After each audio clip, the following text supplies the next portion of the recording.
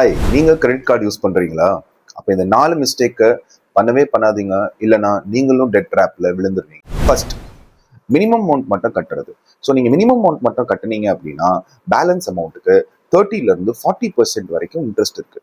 Which is much higher then normal loan. அதனால try பண்ணுங்க full அமௌண்ட்டை கட்டுறதுக்கு. செகண்ட், பேமெண்ட் லேட்டா பண்றது. ஸோ நீங்க பேமெண்ட்டை லேட்டா பண்ணும்போது உங்களோட கிரெடிட் ஸ்கோர் வந்து பாதிக்கப்படும். ஸோ இந்த கிரெடிட் ஸ்கோர் பாதிக்கப்பட்டதுன்னா நீங்க ஃபியூச்சர்ல ஜென்யூன் பர்பஸ்க்காக ஏதாவது லோன் வாங்குறீங்க, லைக் பிசினஸ்க்காகவோ இல்ல ஒரு வீடு வாங்குறதுக்காகவோ, அப்ப இந்த கிரெடிட் ஸ்கோர் வந்து உங்க லோன் எலிஜிபிலிட்டியை வந்து எஃபெக்ட் பண்ணும். ஓவர் ஸ்பெண்டிங் ஃபார் ரிவார்ட்ஸ், இது ஒரு டெட் ட்ராப். இன்னைக்கு கிரெடிட் கார்டு கம்பெனிஸ் எல்லாம் என்ன பண்றாங்க அப்படின்னா, நீங்க கிரெடிட் கார்டில் பர்ச்சேஸ் பண்ணினீங்கன்னா உங்களுக்கு நிறைய ரிவார்ட்ஸ் கிடைக்கும் அப்படின்னு சொல்றாங்க.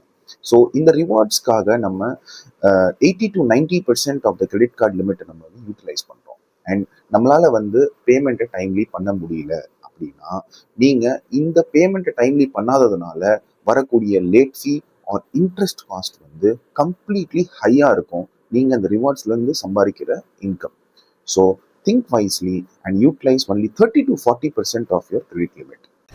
ஸோ ஃபோர்த் வந்து உங்களோட கிரெடிட் கார்டை வந்து நீங்க க்ளோஸ் பண்றது or changing to a new credit card.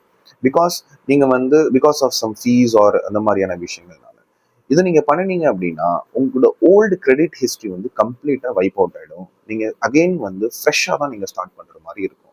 So try to maintain the old credit card.